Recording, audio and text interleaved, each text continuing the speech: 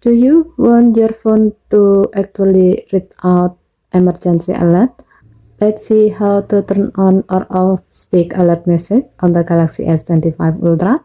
To do so, go to Setting, swipe down from the top right corner of the screen to open up the quick settings panel, and then tap settings icon.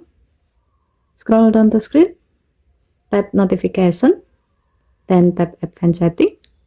Scroll down the screen, tap wireless emergency alert. Scroll down the screen.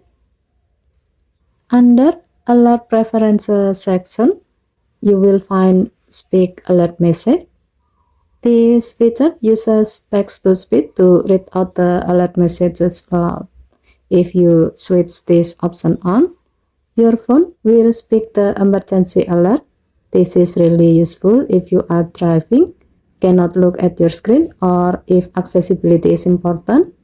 But if you'd rather keep alert silent, only read them on screen, just toggle it off. So that's how you enable or disable speak alert message.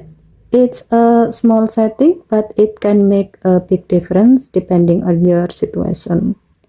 Okay, thank you for watching. Please help to like and subscribe. Have a nice day.